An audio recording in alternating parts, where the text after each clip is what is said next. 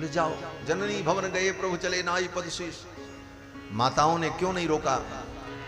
तो गोस्वामी जी महाराज इसका रहस्य कहते हैं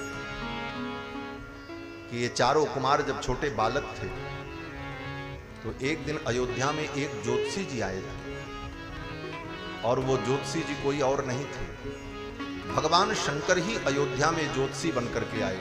अवध आज आगमी एक आयो, अवध आज आगमी एक आयो, करतल निरखी कहत सब गुण गण, करतल निरखी कहत सब गुण गण, बहुतन परिचय पायो,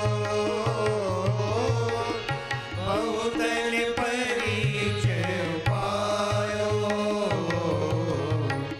अवध आज आगमी एक आयो, अवध आज आगमी एक आयो, अवध आज एक ज्योतिषी जी आए थे और वो ज्योतिषी जी कौन? बोले भगवान शंकर, श्री शंकर शास्त्री जी महाराज आए थे और अयोध्या की गलियों में घूम घूम करके लोगों का हाथ देख रहे थे। क्यों? बोले भगवान शंकर की इच्छा थी कि राम जी के बाल रूप का मैं दर्शन करूं, लेकिन महल के अंदर मुझे कौन बुलाएगा, कैसे मैं जाऊंगा? तो शंकर जी ने जुक्ति लगाई। क्या जुक्ति लगाई? बोले सबका हाथ देख करके भूत भविष्य बताएंगे तो ये समाचार अगर महल के अंदर गया तो वहां से निमंत्रण आ जाएगा। ये ज्योतिष विद्या बड़ी विलक्षण विद्या है महाराज। कहीं काम न बने किसी विद्या से तो ज्योतिष विद्या से काम बन जाता है। हमारे स्वामी जी महाराज कहा करते थे कि एक कोई पंडित जी थे, ट्रेन में यात्रा कर रहे थे, ट्रेन में कहीं बैठने की जगह नहीं थी, खचाखच भीड़, परेशान हो गए खड़े खड़े। तो उन्होंने जुक्ति लगाई। बगल वाला व्यक्ति जो खड़ा था उसके हाथ को थोड़ी देर तक निहारते रहे। उसने देखा, बोले महाराज आप मेरा हाथ क्यों देख? बोले हाथ की रेखाएं देख रहा हूं। बोले आप ज्योतिषी हैं? बोले हाँ। बोले जरा बताओ। हाथ आगे देख करके कुछ बातें बताई। अगल बगल के लोगों ने देखा, महाराज आप ज्योतिषी हैं, हाथ देखना जानते? बोले हाँ जानते। बोले तो हमारा भी देखो, हमारा भी देखो। तो पंडित जी ने कहा बैठने की जगह दो तो देखें हाथ सबका। जगह मिल गई महाराज फर्स्ट क्लास। सब लोग किनारे हो गए। बोले बैठाओ गुरु जी को, पंडित जी को, ये हाथ देखेंगे। तो ये ज्योतिष विद्या बड़ी विलक्षण विद्या है। बाकी विद्याएं तो समय पर फलीभूत होती हैं।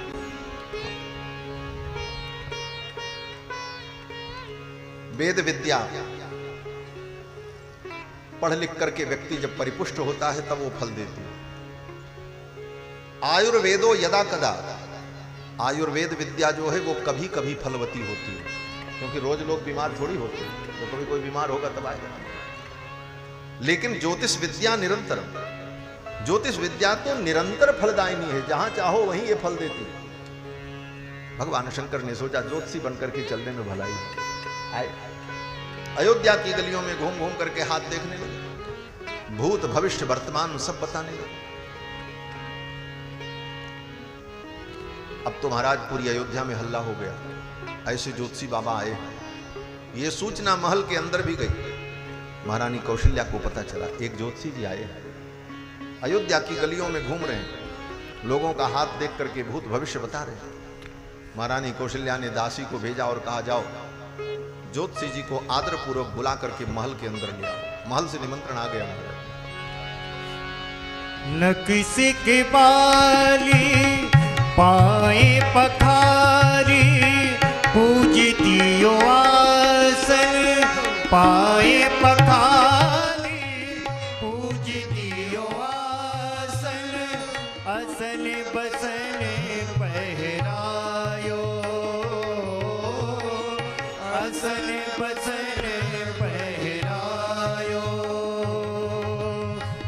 मेरे चरण चारु चार्यो सुत, मेले चरण चारु चार्यो सुत, माथे हाथ फिरायो,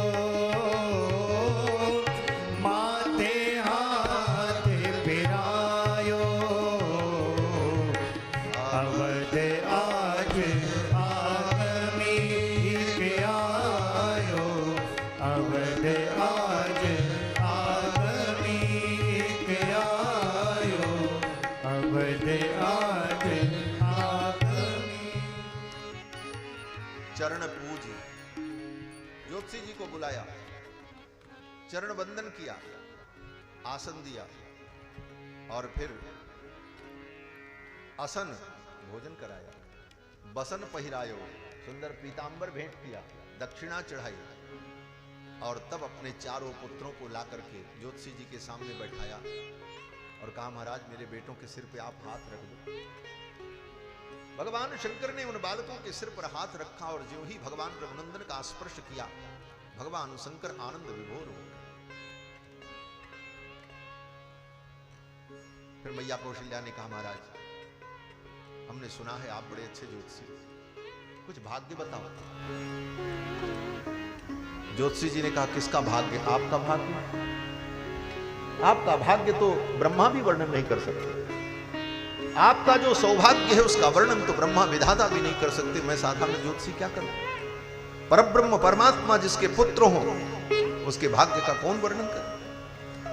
मैया ने कहा, नहीं नहीं, मुझे अपने भाग्य की चिंता नहीं, मैं तो अपने लाला के भाग्य को जानना चाहता हूं। ज्योतिषी जी ने कहा, क्या जानना चाहिए? मैया कौशल्या ने कहा, मेरे लाला का ब्याह कब होगा यही बताओ। माताओं को अपने पुत्र के ब्याह की सबसे ज्यादा चिंता होती, और कोई चिंता नहीं। मेरे छोरे का ब्याह कब होगा आप बताओ। तो भगवान शंकर ने रामलला सरकार को गोद में लिया और नन्हे नन्हे हाथों को देख करके भगवान शंकर वर्णन करने लगे। जन्म प्रसंग कहो कौशिक ऋषि, जन्म प्रसंग कहो कौशिक ऋषि, सिय स्वयंवर गायो, सिय स्वयंवर गायो। राम भरत रिपु दवन लखन को, राम भरत रिपु दवन लखन को, जय सुख सुजय से सुनायो, जय सुख सुजय से सुनायो। अवध आज आगमी एक आयो, अवध आज आगमी एक आयो, अवध आज आगमी। जन्म प्रसंग कहो कौशिक मिस। ज्योतिषी बाबा ने रामलला का हाथ देख करके पहले जन्म प्रसंग कहा। मैया, ये जब पैदा हुए थे, प्रकट हुए थे, उस समय ये नक्षत्र था, ये तिथि थी, ये मुहूर्त था, ऐसी ऐसी घटनाएं घटी थी। मैया ने कहा, हाँ महाराज सब सही है। ज्योतिषी लोग पहले भूतकाल की बात बताते हैं, और भूतकाल की बात अगर सही ठहर गई तो जजमान को विश्वास हो जाता है कि आगे जो बताएंगे वो भी सही ही होगा, भले वो सही ना हो। भविष्य कौन जानता है? भविष्य वो भी पुरुष का भविष्य कौन जानेगा? हमारे यहां सूक्ति कही जाती है, त्रिया चरित्रम पुरुषस्य भाग्यम दैवो न जानाति कुतो मनुष्य। दैवो न जानाति, पुरुष के भविष्य को, भाग्य को देवता भी नहीं जान सकते। और ये कौन पुरुष है? बोले ये तो पुरुष एवेदम सर्वम जत भूतम जच्च भव्यम है, वेद कहता है, पुरुषोत्तम है। इनके भाग्य को कौन बता सकता है? तो भगवान ने सब भूतकाल की बातें भोले बाबा ने बताई। और आगे भोले बाबा ने कहा, देवी जब ये 12 वर्ष के हो जाएंगे तो अयोध्या में एक महात्मा आएंगे, उनका नाम कौशिक होगा। विश्वामित्र जी आएंगे और वो इन्हें लेकर के जाएंगे और जनकपुर में सीता स्वयंवर होगा, और उस सीता स्वयंवर में सीता जी इनका वरण करेंगे और तब इनका वहीं पर विवाह होगा। जन्म प्रसंग कहो कौशिक मिस सीय स्वयंवर गायो। मैया ने कहा, अच्छा फिर उसके आगे क्या होगा? तो भोले बाबा ने सोचा अब आगे वाली बात तो बताने लायक नहीं, तो बोले आगे तो वन की यात्रा, आगे की बात बताएंगे तो दक्षिणा नहीं मिलेगी, मैया भगा देगी। बोले भाग जा बाबा, कैसी बातें करता है, मेरा लाला वन में क्यों जाएगा? इसीलिए कहा है ज्योतिषी को बड़ा बुद्धिमान होना चाहिए। लक्षण उर विचार सब राखे और कछुक बनाए भूप सन भाखे। कुंडली देखकर, हाथ देखकर सारे लक्षण का विचार कर लो और अच्छी अच्छी बात बताओ, खराब बात नहीं बताना। क्यों बोले? खराब बताओगे दक्षिणा नहीं मिलेगी, काम बिगड़ जाए। लक्षण उर विचार सब राखे कछुक बनाए भूप सन भाखे। तो भोले बाबा ने कहा कि ब्याह तक की बात तो मैया आप जान लो, और आगे की बात? भोले बाबा ने कहा आगे की बात फिर कभी बताएंगे। बोले क्यों? बोले अभी तेरे लाला के हाथ की रेखाएं भी बड़ी सूक्ष्म हैं और मैं भी बूढ़ा हो गया हूं, आंखों से ठीक दिखता नहीं, और चश्मा भी मैं घर में ही छोड़ के आया हूं। भोले बाबा ने कहा आगे की बात फिर कभी बताएंगे। ऐसा कहकर आशीर्वाद देकर के भोले बाबा चले गए।